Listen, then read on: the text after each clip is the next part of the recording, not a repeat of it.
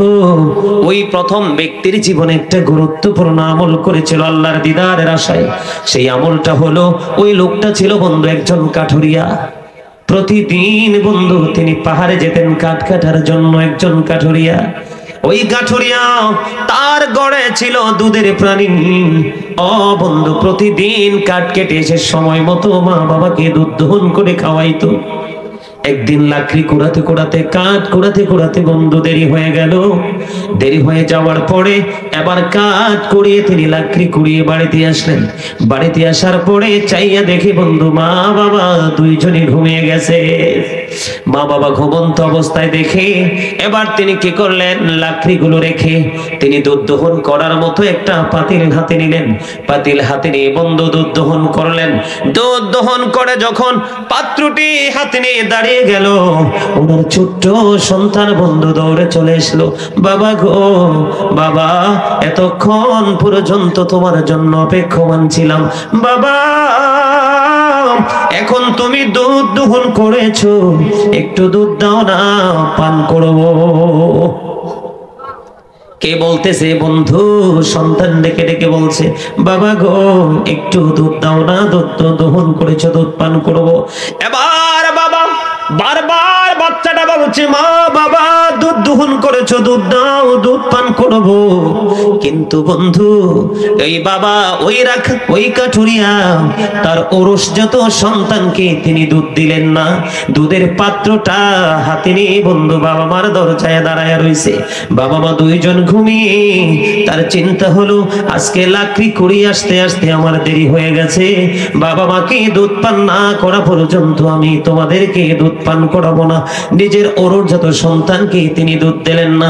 বন্ধু সারাটা রাত মা বাবার দরজায় দাঁড়িয়ে রইল গো, দুধের পাত্র হাতে নিয়ে। বন্ধু মা বাবাকে ডাকও দেয় না, কারণ কখন ঘুমিয়েছে তার ঘুমের ব্যাঘাত ঘটবে, ঘুমের জন্য সমস্যা হবে। এই জন্য তিনি বন্ধু মা বাবাকে ডাকও দেয় না। সারাটা রাত দুধের পাত্র হাতে নিয়ে দরজায় দাঁড়িয়ে ও বন্ধু আজান দিল। আজান দেওয়ার পরে বন্ধু মা বাবার ঘুম ভাঙলো। তারপরে মা বাবাকে বন্ধু বড় মহব্বত করে দুধ পান করাইলো। এই যে আমল করেছিলেন তিনি শুধু আল্লাহর দিদারের আশায়। জোরে জোরে সুবহানাল্লাহ। কার আশায়? আল্লাহ রাব্বুল আলামিনকে পাওয়ার আশায়।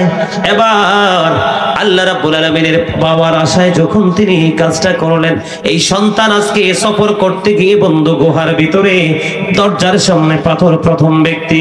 এবার প্রথম ব্যক্তি একটা ডাক দিয়ে বলল, আল্লাহ ওই দিন যে আমলটা করেছিলাম, মা বাবার প্রতি উত্তম আচরণ করেছিলাম, এই উত্তম আচরণের কথা বলেছেন কে? কথা বলেন না কে? আল্লাহ রাব্বুল আলামিন বলেছেন ওয়াবিল ওয়ালিদাইনি ইহসানা। জোরে জোরে বলেন না সুবহানাল্লাহ, আর জোরে বলেন না সুবহানাল্লাহ। বন্ধুরে আমার, আল্লাহ বলেছে মা বাবার সাথে সুন্দর ব্যবহার করো, উত্তম আচরণ করো, মা বাবার সাথে ভালো ব্যবহার করো। অর্ডার করেছেন কে? লা তা'বুদু ইল্লাল্লাহ ওয়া বিল ওয়ালিদাইনি ইহসানা। তোমরা আল্লাহর সাথে কাউকে কি করিও না। আল্লাহর সাথে তোমরা আল্লাহর ইবাদত করো, আল্লাহর সাথে তোমরা কাউকে শরীক করিও না। মা বাবার সাথে উত্তম ব্যবহার করো। অর্ডার কার? আল্লাহ। কথা বলেন না কেন? আর হাদিস শরীফের মধ্যে এসেছে, আমার নবীকে যখন প্রশ্ন করা হলো, ইয়া রাসূলুল্লাহ, ইয়া হাবিবাল্লাহ, নবী গো আমার কাছ থেকে সবচেয়ে উত্তম আচরণ পাওয়ার হক কার বেশি? নবী বললেন ক্বালা উম্মুকা, তোমার মা। প্রশ্ন করা হলো ক্বালা সুম্মা মান, তারপরে কে? রাসূল বললেন ক্বালা উম্মুকা, তোমার মা। আবার প্রশ্ন করা হলো ক্বালা সুম্মা মান, তারপরে কে? রাসূল বললেন ক্বালা উম্মুকা, তোমার মা। আবার প্রশ্ন করা হলো ক্বালা সুম্মা মান, তারপরে কে? নবী বললেন ক্বালা আবুকা, তোমার বাবা। কোরআন এবং হাদিসে মা বাবার সাথে উত্তম ব্যবহার করার হক সবচেয়ে বেশি সন্তানের। আল্লাহ এবং আল্লাহ সেই আল্লাহর হাবিব অনুমতি দিয়েছে। বন্ধু এই যে প্রথম ব্যক্তি, তিনি পাহাড়ের গুহায় বন্ধু বিপদে পড়লো, কোরআন এবং হাদিসের দিকে দৃষ্টিকোণ রেখে মা বাবার সাথে উত্তম আচরণ করলো, মা বাবার সাথে উত্তম ব্যবহার করলো। তিনি বললেন, আল্লাহ আমি ওই দিন তোমার দিদারের আশায় আমল করেছি, ওই দিনের আমল যদি তুমি পছন্দ করে থাকো গো, তাহলে আজকের এই বিপদ থেকে আমাকে বাঁচাও। ও বন্ধু, দোয়া শেষ হইতে দেরি রে, চাইয়া দেখি পাথরটা অটোমেটিক্যালি একটুখানি সরে গেছে। আরো জোরে বলেন না সুবহানাল্লাহ, আরো জোরে বলেন না সুবহানাল্লাহ। বন্ধুরে আমার, একজন চলে গেল, কয়জন? আরো কয়জন বাকি? দুইজন বাকি রে। এই ওয়াজের মধ্যে বন্ধু সারা জীবনের শিক্ষা রয়েছে। এই একটা হাদিস শরীফের মধ্যে একটা মানুষের জীবনকে সারা জীবনের জন্য গোছানোর সকল ফর্মুলা রয়েছে বন্ধু। দুই নাম্বার ব্যক্তি, বর্তমানে আমাদের বর্তমানে বাংলাদেশে যুবক যুবতীরা জিনায় লিপ্ত হয় কিনা, ব্যভিচারে লিপ্ত হয় কিনা, একটা পুরুষ আরেকটা ইয়াং ছেলের সাথে আসক্ত হয়ে বলৎকারের শিকার হয় কিনা, সমকামিতার যুক্ত হয় কিনা। এই যে দ্বিতীয় ব্যক্তির জীবন থেকে এই যুগের ক্যারেক্টারলেস পিপল যারা আছে তারা এখান থেকে বন্ধু শিক্ষা নিতে পারবে। ক্যারেক্টারলেস বুঝছেননি? চরিত্রহীন। কি?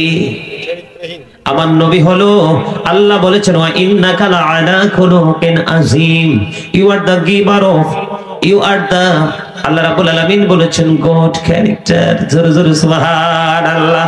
আমার নবী উত্তম চরিত্রের অধিকারী। বন্ধু, দ্বিতীয় ব্যক্তির জীবনে এমন একটা গুরুত্বপূর্ণ আমল ছিল রে, ওই ব্যক্তিটা তার একটা চাচাতো বোনকে ভালোবাসতো, একদম চূড়ান্ত ভালোবাসা। একজন প্রেমিক একজন প্রেমিকাকে যেমনি করে ভালোবাসে এমন ভালোবাসা ছিল বন্ধু। হাজার চেষ্টা করেছে বন্ধু তার আপন চাচাতো বোনকে আপন করে কাছে পাওয়ার জন্য, তার মনের স্বাদকে পূরণ করার জন্য। আপনাদের আর বোঝার বাকি নাই, কথা কি বুঝতে পারছেন? তে হাজার চেষ্টা করেছে তার চাচাতো বোনটাকে তার লালসার শিকার করার জন্য, তার লালসার শিকার বানানোর জন্য বন্ধু। হাজার চেষ্টা করার পরেও তাকে তার নাগালে আনতে পারলো না। এমনি করে করে দিন যায়, রাত যায়, সময় পার হয়ে যায়। হঠাৎ করে তৎকালীন সময় বন্ধু দুর্ভিক্ষ দেখা দিল। দুর্ভিক্ষ যখন দেখা দিল, ওই চাচাতো বোন তার মা বাবা তার কাছে নাই বন্ধু, অন্যত্রে চলে গেল। এবার ওই চাচাতো বোনটা দুর্ভিক্ষের কবলে পড়ার পরে সে তাকে সাহায্য করলো।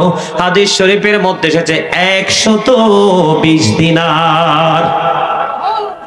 আল্লাহু আকবার বলেন না।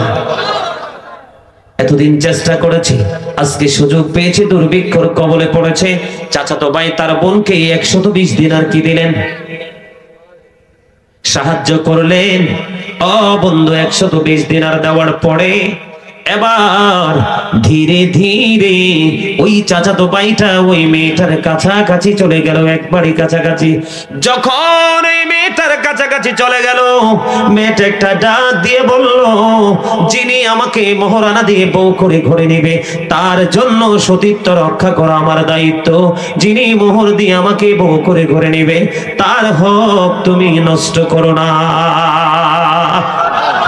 জোরে বলেন না সুবহানাল্লাহ। জিকির মজা লাগে না? কার কার কাছে মজা লাগে? ওমা, দেখছেন নি হাত তো স্লো। ওই আরেকজনে কোন দেশে আছে কইতে পারতাম না। ওই যে জান্নাতের বাগানের ফল হলো জিকির, এটা এখন বুঝবেন না, দুইটা চোখ খাটার পরে বুঝবেন।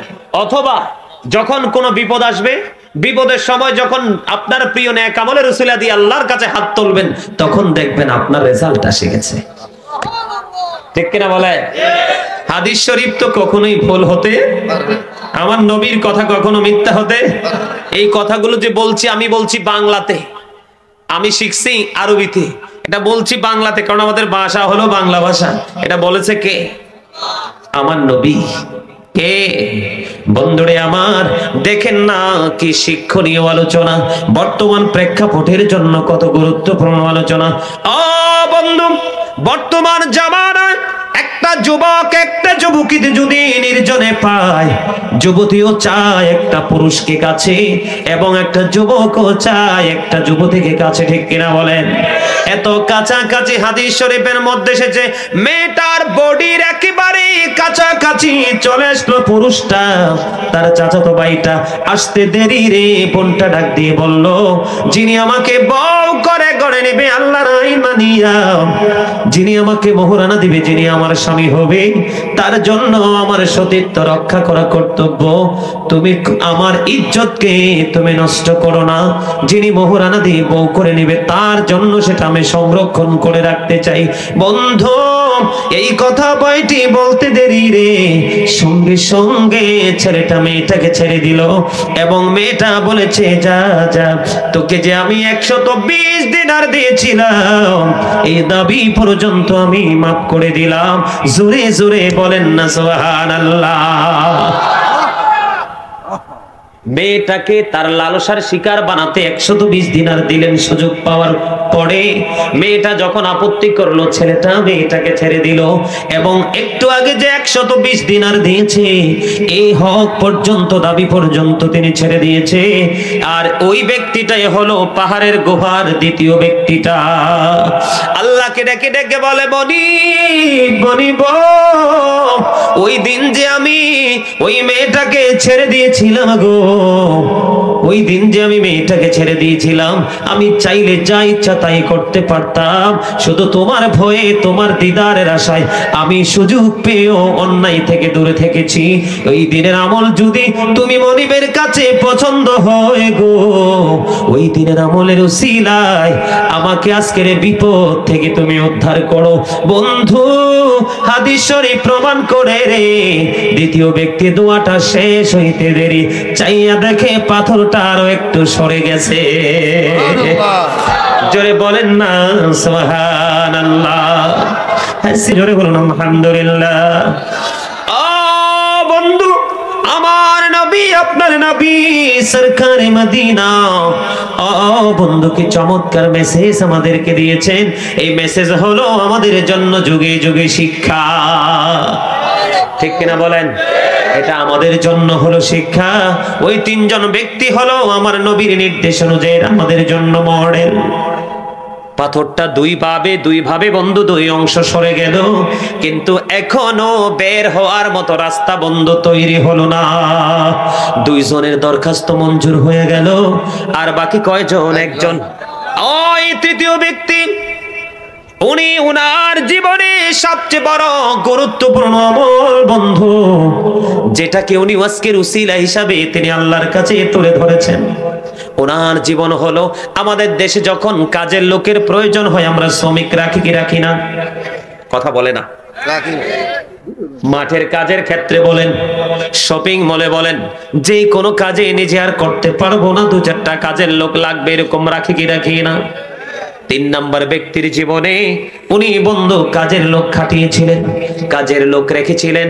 কাজের লোক রাখার পরে বন্ধু সবাইকে তিনি পারিশ্রমিক দিয়ে দিল।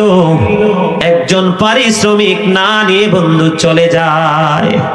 তার মানে একজন তার মালিকের কাছ থেকে বেতন না নিয়ে, তার মজুরি না নিয়ে চলে গেল। দিন গেল, রাত গেল, সময় গেল বন্ধু। যাইতে যাইতে যাইতে যাইতে হঠাৎ করে একদিন ওই যিনি মালিকের কাছ থেকে মজুরি নিল না, উনি একদিন বন্ধু এসে হাজির হয়ে গেল। মনিব, আপনি তো আমার ওই দিনের কাজের মালিক ছিলেন, ওই দিন আমি আপনার কাছ থেকে কোনো বেতন নেইনি, আজকে এসেছি, আমার বেতনটা মজুরিটা দিয়ে দেন। জোরে জোরে বলেন আল্লাহু আকবার। আরো জোরে বলেন আল্লাহু আকবার। মজুরি চাইতে দেরি রে, ও বন্ধু, মজুরিটা চাইতে দেরি। এবার কি করলেন? এবার ওই ব্যক্তি, ওই মালিক একটা মাঠের দিকে লোকটাকে দেখিয়ে দিলেন, ওই মাঠের দিকে নজর দিয়ে দেখো, ওই মাঠের মধ্যে যতগুলো ওট বকরি দেখা যায়, যা কিছু দেখা যায় সবগুলো তোমার। কয়, আপনি কি আমার সাথে ঠাট্টা করতেছেন? কয়, না না, যেদিন তুমি আমার কাছে তোমার এই বেতনটা রেখে গিয়েছিলে, সেদিন থেকে এই বেতনটা তো আমার ছিল না, এই হক তো তোমার, এটাকে আমি সেদিন থেকে বিনিয়োগ করেছি। বিনিয়োগটা আমি আপনাদেরকে বোঝাই, যেমনি করে ছোট্ট একটা ছাগলের বাচ্চা আনলে লালন পালন করতে বড় হয়, হয় কিনা? করতে করতে বড় হয়, একদিন তার পেটে বাচ্চা আসে, বাচ্চা আবার বড় হয়, বাচ্চা থেকে বাচ্চা আসে, এরকম হয় না আমাদের দেশে? গরু বলেন, ছাগল বলেন, বেড়া বলেন, যাই বলেন বন্ধু, হাঁস বলেন, মুরগি বলেন, এখানে তিনি নজর দিল, কয় যেদিন তুমি আমার কাছে মজুরিটা রেখে গিয়েছিলে, সেদিন থেকে আমি সেটাকে বিনিয়োগ করেছি, এটা বাড়তে বাড়তে আজকে এই পর্যন্ত এসেছে। তুমি এগুলো সবগুলো তোমার, তুমি তোমার এই মজুরিটা নিয়ে নাও। জোরে জোরে সুবহানাল্লাহ, আরো জোরে বলেন না সুবহানাল্লাহ। এবার ওই কৃষক কি করলেন, ওই মজুরি নিয়ে বন্ধু চলে গেল রে। তিনি মজুরি নিয়ে চলে গেল। ওই ব্যক্তি হলো 3 নম্বরে উসিলা চাওয়া ব্যক্তি। এবার আল্লাহকে ডেকে ডেকে বলে, মনি ওই দিন যে আমি এই কাজটা করেছিলাম দয়াল রে, এটা একমাত্র তোমার দিদারের আশায়, তোমাকে পাওয়ার আশায়। ওই দিনের আমল যদি তুমি কবুল করে থাকো গো, ওই দিনের এই কাজটা যদি তুমি দয়াল আমার এই কাজটা তোমার পছন্দ হয়ে থাকে, ওই আমলের উসিলা আজকের বিপদ থেকে তুমি উদ্ধার করো। ও বন্ধু, এই দরখাস্ত দিতে দেরি রে, দরখাস্তটা শেষ হইতে দেরি। চাইয়া দেখে পুরো পাথরটা আল্লাহর কুদরতি হাতে তিনি সরিয়ে দেয়। আর জোরে বলেন না সুবহানাল্লাহ। কর্মবর অনুযায়ী ফল পাইছে না? কথা বলেন না কেন? যেমন কর্ম তেমন ফল না? কাজ করেছে ভালো, রেজাল্ট এসেছে। আপনি যত ভালো পড়াশোনা করবেন, যত ভালো লিখবেন, পরীক্ষাতে রেজাল্টটা তত ভালোই। আপনি পড়বেনও না, লিখবেনও না, দিন শেষে করবেন ইস গোল্ডেন এ প্লাস যদি পাইতাম বেটার হইতো। ঠিক না? লেখাও নাই, পড়াও। আরেকটা এক্সাম্পল দিব বন্ধু, হযরত ওমর রাদিয়াল্লাহু তাআলা আনহুর জীবনে থেকে একটা এক্সাম্পল হযরত ওমর রাদিয়াল্লাহু তাআলা আনহুর জীবনে থেকে আপনাদেরকে দিব বন্ধু। সেই এক্সাম্পল হলো হযরত ওমর রাদিয়াল্লাহু তাআলা আনহুর জামানায় একজন যুবক, ইয়াং ম্যান, সব সময় তিনি মসজিদে আসা যাওয়া করতেন। হাইয়া আলাস সালাহ বলতে দেরি, শুনতে দেরি, মসজিদের দিকে বন্ধু রওনা দিতে তিনি দেরি করতেন না। ওমরের জামানায় বলছি, কারণ বর্তমানে আমাদের মধ্যে আমরা মুসলমানই শুধু নামে দাবি করতে পারি, আমাদের আমল কোনোটাই বন্ধু শরীয়ত সম্মত নাই। কথা বলেন না কেন? আমি কি মিথ্যা বলছি? ফোলাফাইনের ছেলেদের চুল কাটার স্টাইল দেখেন বেঈমানদের স্টাইল, দাড়ি রাখার স্টাইল দেখেন ইহুদিদের স্টাইল, প্যান্ট পরার স্টাইল দেখেন পোশাক পরার বেঈমানদের স্টাইল, মহিলাদের পোশাক পরার স্টাইল দেখেন বন্ধু বেঈমানদের স্টাইল। ঠিক কিনা বলেন? এই জীবনে কোনদিন কোন হিন্দু, খ্রিস্টান, বৌদ্ধ, ইহুদি, নাসারা আমাদের রমজান, আমাদের শবে বরাত, শবে মেরাজ, শবে কদর, ঈদুল ফিতর, ঈদুল আযহা, সবচেয়ে বেশি শ্রেষ্ঠ দিন সাইয়্যিদুল আইয়াম, জুমার দিন, এই দিনগুলো দেখে কোন বেঈমান খুশি হলো না। আজকের এই মুসলমান যুবক যুবতী ইহুদি কালচার নিয়ে তারা মহা আনন্দ উৎসব করে। ঠিক কিনা বলে? এটা আছে না নাই? আজকের মাহফিলে মানুষের আসতে মনে চায় না। 18ই ডিসেম্বর 2022 ফুটবল খেলা গেল, আমি দেখেছি নিজের চোখে রে। সারা রাত বড় বন্ধ, নামাজ নাই, রোজা নাই, ঘুমের মতো এত বড় একটা নিয়ামতের মতো ইবাদত, ঘুমও নাই। সারা রাত শুধু তামাশা করেছো, বাজি ফুটিয়েছো। কারণ এটা হলো, খেলাটা হলো হারাম, এই খেলাটা হলো জুয়া খেলা, আর বাজি ফুটাইছো সেটাও হারাম। এগুলো করেছো, তামাশা করেছো, কিন্তু মিলাদ হলে, মাহফিল হলে, মসজিদে আজান দিলে আনন্দিত হতে পারো না। এটা আমরা মুসলমানের জন্য অত্যন্ত লজ্জাজনক। যুবক যে বাড়ির উপর দিয়ে নামাজ পড়তে যেতেন, এই বাড়িতে একটা যুবক বন্ধু বসবাস করত, যুবতী বসবাস করত। আসা যাওয়ার ক্ষেত্রে এক্সাম্পল স্বরূপ দিচ্ছি, মেয়েটা সব সময় তাকে প্রেমের আকাঙ্ক্ষা দেখাতো। হাজার চেষ্টা করতে করতে মেয়েটা অবশেষে সফল হলো। একদিন এশারের নামাজ পড়তে গেলেন তিনি, যাও আসার সময় নামাজ পড়ে, নামাজে যাওয়ার সময় বন্ধু নামাজ পড়ে আসার সময় এমন ভাবে ছেলেটাকে বন্ধু তিনি প্রেম আকাঙ্ক্ষা দেখালেন, মেয়েটা শেষ পর্যন্ত তার ঘরে নিয়ে গেল। এটা ওমর রাদিয়াল্লাহু তাআলা আনহুর জীবনীতে ঘটনাটা এসেছে বন্ধু। তখন ওই মেয়েটা যখন ছেলেটাকে ঘরের ভিতরে নিয়ে ঢোকালো বন্ধু, তখন ছেলেটা ঘরে গিয়ে বুঝতে পারলো মেয়েটা অসৎ উদ্দেশ্য নিয়ে আমাকে ঘরে প্রবেশ করিয়েছে।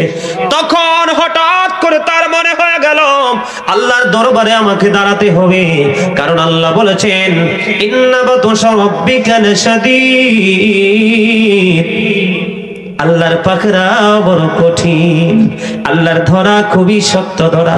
আল্লাহ বলেছেন ইন্নাল্লাহা সারিউল হিসাব, আল্লাহ হিসাব গ্রহণে অত্যন্ত তৎপর।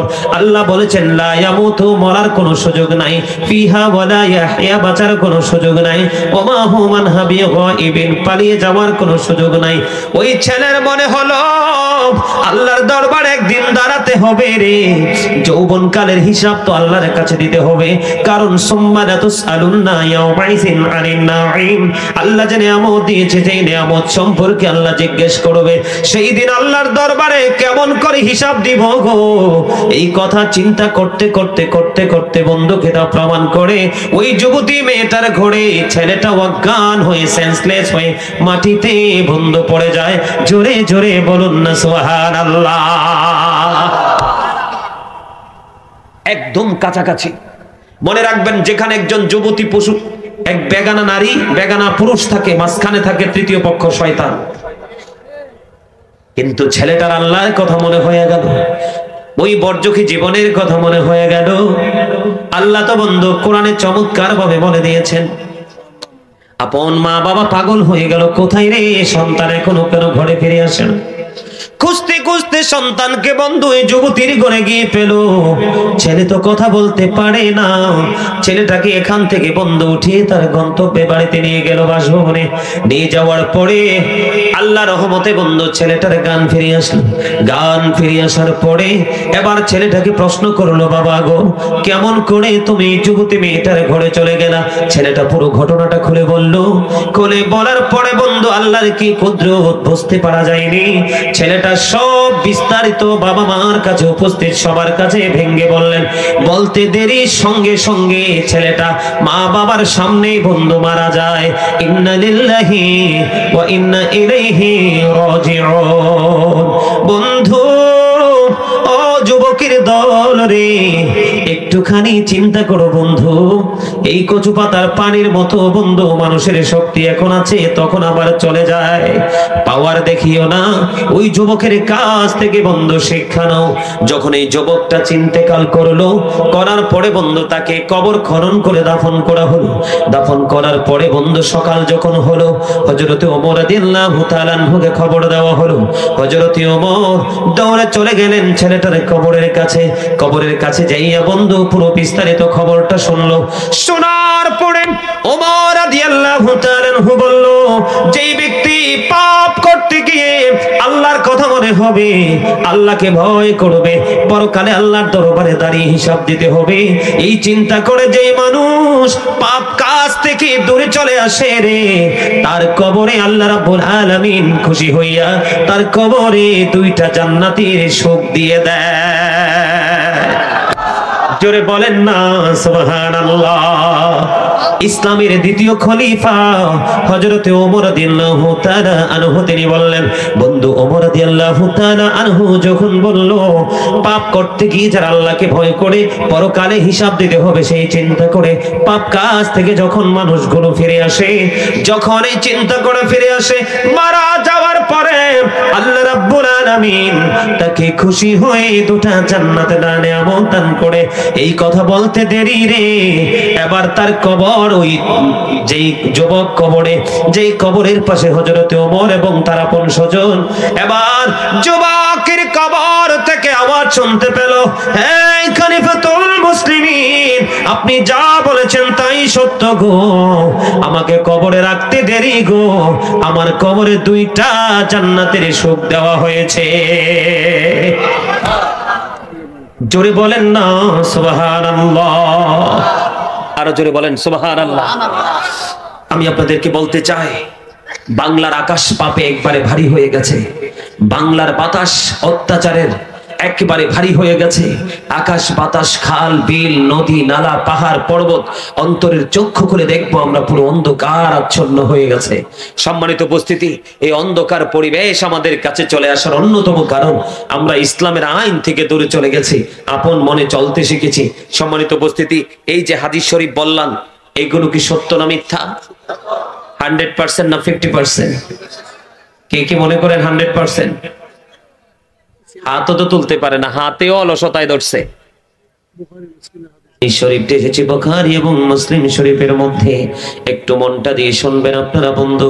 হযরতে আবু আব্দুর রহমান আব্দুল্লাহ বিন ওমর রাদিয়াল্লাহু তাআলা আনহু থেকে হাদিসখানা বর্ণিত। হাদিসখানা এসেছে বুখারী এবং মুসলিম শরীফের মধ্যে। বন্ধুরে আমার নবী বলেছেন, তোমাদের পূর্বেকার তিনজন লোক সফরে বের হলো। সফর করার জন্য বের হলো। সফর করার জন্য যখন বের হলো, সফর করতে করতে করতে করতে বন্ধু কি হয়ে গেল, সন্ধ্যা হয়ে গেল। সন্ধ্যা হয়ে যাওয়ার পরে তারা পাহাড়ের পাদদেশে তারা এক গুহার মধ্যে অবস্থান করলেন। গুহার মধ্যে যখন অবস্থান করলো, গুহার মধ্যে ঢোকার পরে হঠাৎ করে পাহাড় থেকে একটা পাথর ধসে পড়লো। পাথরটা ধসে পড়ে তাদের ওই গুহার দরজা বরাবর বন্ধু এসে পড়লো। তারা কোনোভাবে এই গুহার ভিতর থেকে বের হওয়ার কোনো সুযোগ নাই। জোরে জোরে আল্লাহু আকবার, আরো জোরে বলেন আল্লাহু আকবার। আরে আরো জোরে বলেন আল্লাহু আকবার। অসুস্থ মানুষের মতো কথা বলেন কেন? আপনারা কি আসলে সত্যিকারের তো অসুস্থ না সুস্থ বলেন তো? সুস্থ। মানুষের দেহ সুস্থ হইলে তারে সুস্থ কয় না, আত্মা সুস্থ হইলে সুস্থ কয়। কোনটা? ওয়াজ কোন দিকে করবো? আপনি দেহ এবং আত্মা কোনটা এটাই তো ছিলেন না। প্রত্যেকটা মানুষ ডাবল। প্রত্যেকটা মানুষ কি ডাবল? একটা হলো বডি, একটা হলো আত্মা। কি ছোট্ট করে সংক্ষিপ্ত করে বর্ণনা দিয়ে আবার আমার পুনরায় আলোচনায় ঢুকবো, একটু মন দিয়ে শোনেন। এই যে বডিটা, এটার নাম আল্লাহ রাখছে একটা, ভিতরে আছে আরেকটা, সেটার নাম রাখছে আরেকটা। ভিতরে যে আত্মাটা আছে সেটা যতদিন থাকবে ততদিন আপনি আমি মানুষ। যখন এই দেহ থেকে পাখি চলে যাবে তখন কিন্তু I am a dad, you are dad. আপনি আমি আমরা সবাই মৃত। কথা বলেন না কেন? কথা কি আমার বুঝেন নাই? এই মানুষ, আমরা বাংলা ভাষায় বলি মানুষ, আল্লাহর কোরআনের ভাষা এটাকে বলা হয় ইয়া আইয়ুহান নাস। কখনো বলেছেন আল্লাহ নাস শব্দ দ্বারা মানুষকে রেখেছেন, আবার বলেছেন ইয়া আইয়ুহাল ইনসান। কখনো ইনসান, আবার কখনো নাস। আল্লাহর ভাষা আরবি ভাষায়। ইংলিশে যদি বলি কখনো বলা হয় ম্যান, আবার কখনো বলা হয় পারসন। বাংলাতে আমরা বলি মানুষ। এটা হলো এই মাথা থেকে পা পর্যন্ত এই বডিটার নাম। এই বডির ভিতরে আরেকটা মানুষ আছে, সেটাকে আল্লাহর কোরআনের ভাষায় রেখেছেন রূহ। ইংলিশে এটাকে বলা হয় সোল, বাংলাতে বলা হয় আত্মা। Say the soul is the order of my lord. আত্মাটা হলো আল্লাহর ওয়ার্ডার। জোরে জোরে বলেন আল্লাহু আকবার। ওলির রূহু মিন আমরি রব্বি। Say the soul is the order of my lord. আত্মাটা হলো আল্লাহর নির্দেশ। ফার্স্ট টেন্স আলমে আরোহা, রূহের জগৎ প্রেজেন্ট টেন্স, এই পৃথিবী ফিউচার টেন্স, বর্জকে জীবন, কবর থেকে বাকি জীবনটা। এখানে বিষয় হলো, বলে হুজুর এখানে আসার কারণ কি? একটা মানুষের আসল সত্তা হলো তার আত্মা। একটা মানুষের আসল সত্তা কি? আত্মা। আত্মা না থাকলে কিন্তু আই এম এ ড্যাড, আমার নামের আগে মরহুম যুক্ত হবে। ইউ আর ড্যাড, আপনারা যেই কোনো লোকের নামের আগে মরহুম যুক্ত হবে। হবে কি হবে না? তাহলে দেহ থাকলে আমি মানুষ নই, আত্মা থাকলে আমি মানুষ। কথা কি বুঝে আসছে? তাহলে এইখানে কি আপনার দেহটাকে প্রেজেন্ট রাখবেন নাকি আত্মাটাকে? এতক্ষণে ওয়াজ বুঝছেন। এই বুঝুন না, কিছু স্টুডেন্ট থাকলে না টিচাররা টিচিং দিয়ে মজা পায়। কথা বুঝেন নাই? আমি সারাদিন বীজগণিত, পাটিগণিত এবং ইংলিশ, আপনার লিসেনিং বলেন, রাইটিং বলেন, স্পিকিং বলেন, যেভাবে বলেন, English language is very interesting. English language কিন্তু খুব মজার একটা জিনিস, ঠিক কিনা বলেন? এটা বলতেও ভালো লাগে, শুনতেও ভালো লাগে, একটু ডিফারেন্ট তো, এই জন্য মজা লাগে। কিন্তু সবচেয়ে বড় বিষয় হলো কিছু না কিছু তো বুঝতে হয়। না বোঝার মানুষ থাকলে কি কথা বলে মজা পাওয়া যায়? যায় না। এখন আমার প্রশ্ন হলো, এই যে দেহ এবং আত্মার কাছে আপনাদেরকে নিয়ে আসলাম, মানুষের মনের গতি যেই দিকে, দেহের গতিও। মানুষের মন যা চায় দেহ তাই করতে বাধ্য, ঠিক কিনা বলেন? কথা বলেন না কেন? অন্তর থেকেই কিন্তু স্বপ্ন আসে, আর দেহের দ্বারা সেটাকে পূরণ করা হয়। কথা বলেন না? আরে ভাই, এতগুলো মানুষ এত আস্তেজি বলেন কেন? একটু আওয়াজ তুলে বলেন। সুন্দর হয় না? নির্বাচনের সময় খালি বলেন অমুক ভাইয়ের চরিত্র ফুলের মতো পবিত্র, হে বেটা ঠিক মতো নামাজ পড়ে না, একক তো। আরে ভাই, তোমরা কি হাসতেও পারো না? আমি তো তোমাদেরকে একটু ফিলিংস দেওয়ার জন্য, একটু এনার্জি দেওয়ার জন্য কথাটা বললাম, তোমরা একটু হাসতেও পারলা না। এই পেঁচার মতো এক পার্টি আছে না, এইভাবে থাকে। এইসব ধরনের মানুষ দেখবেন 2 দিন পরে হার্ট অ্যাটাক করে মারা গেছে। কারণ একটা মানুষ যত হাসি খুশি থাকে ততটা টেনশন ফ্রি থাকে। একটা মানুষ যতটা টেনশন ফ্রি থাকে, একটা মানুষের সুস্থতা ততটাই শক্ত থাকে। আর গোমরামুখী মানুষ কিন্তু সমাজের কেউ পছন্দ, তার আত্মাও তাকে পছন্দ করে না। কথা বলেন না কেন? ওই আমারে আল্লাহ গো, আমারে যে খাঁচার মধ্যে বন্দি করে দিছে, এই খাঁচা তো ভালো না, ডিস্টার্ব। ঠিক কিনা বলেন? কথা কয় না কেন? আরে আরো জোরে জি বলতে হবে তো। ভালোবাসবা আল্লাহর জন্য, হুব্বা ফিল্লাহ ওয়াল বুগদা ফিল্লাহ, love for Allah and hate for Allah. ভালোবাসাও আল্লাহর জন্য, ঘৃণাও আল্লাহর জন্য। ইয়েসও বলবো আল্লাহর জন্য, নও বলবো আল্লাহর জন্য। যখন বলবো না বলতে হবে তখন না, যখন হ্যাঁ বলতে হবে তখন হ্যাঁ। ঠিক কিনা বলেন? আরো জোরে। এতক্ষণে মনে হয়েছে জান্নাতের বাগান মুখরিত হয়ে গেছে। একটু জিকির করে নেই, জিকির করে নেই। আমার জোরে বলুন না আলহামদুলিল্লাহ। আলহামদুলিল্লাহ বলতে আপনাদের কি কি কষ্ট হয়? অল প্রেজ ইজ টু আল্লাহ, সমস্ত প্রশংসা আল্লাহর জন্য। ঠিক কিনা বলেন? বন্ধু, হাদিস শরীফ প্রমাণ করেছে আপনার নবী, আমার নবী, দু জাহানের বাদশা নবী সরকারি মদিনা, তিনি বলেছে তোমরা যখন জান্নাতের বাগানে আসা যাওয়া করো তখন ওখান থেকে কিছু ফল খেয়ে নিও। ইয়া রাসূলুল্লাহ, ইয়া হাবিবাল্লাহ, নবী নবী গো, এই পাথরটা এখান থেকে সরাইবা। এখন আমরা আপন আপন আমলের উসিলা দিয়ে দেখতে পারি আল্লাহ আমাদেরকে বিপদ থেকে উদ্ধার করে কিনা। জোরে বলেন না সুবহানাল্লাহ। সিয়াসিত্তার অন্যতম হাদিস গ্রন্থ বুখারী এবং মুসলিম শরীফের মধ্যে এসেছে বন্ধু হাদিস খানা। আমি আপনাদেরকে বলে দেই, মন দিয়ে শোনেন। যদি আগে শুনে থাকেন, এবার শুনলে আরো বেশি মজা লাগবে, আরো বেশি ব্রেইনে সেটআপ হয়ে যাবে। যত বেশি শুনবেন ব্রেইনে তত বেশি সেটআপ হবে, আর যত বেশি সেটআপ হবে মানুষ তত বেশি ভালো কাজের দিকে তার উৎসাহ বাড়বে। কথা বলেন বন্ধুরে আমার। এবার তিনজনে মিলে সিদ্ধান্ত নিল আল্লাহ রাব্বুল আলামিনের কাছে আপন আপন উসিলা দিয়ে আল্লাহর কাছে সাহায্য প্রার্থনা করব। হয়তোবা সেই আমলের উসিলায় আল্লাহ আমাদেরকে দয়া করতে পারে। বন্ধু, মানুষ কয়জন? তিনজন মানুষ। এবার প্রথম ব্যক্তি সিদ্ধান্তে, তারা ফাইনাল সিদ্ধান্তে চলে গেল। এবার প্রথম ব্যক্তির জীবনে একটা গুরুত্বপূর্ণ আমল ছিল বন্ধু। এই যে বলেছি, যেমন কর্ম তেমন ফল। আপনি যদি তেঁতুল গাছ লাগান, ধরবে কি? আপনি যদি তেঁতুল গাছ লাগানোর পরে আপনি যদি বলেন তেঁতুল গাছ লাগাইলেন পরিপূর্ণ হয়ে, বন্ধু তেঁতুল নামলো একবারে টক তেঁতুল। কি এখন যদি গাছের নিচে বৈশা বৈশা চিন্তা করেন, হাই রে কেন জানি গাছটার মধ্যে তো তেঁতুল আসলো টক, যদি ল্যাংড়া আম আসতো কতই না উত্তম হইতো।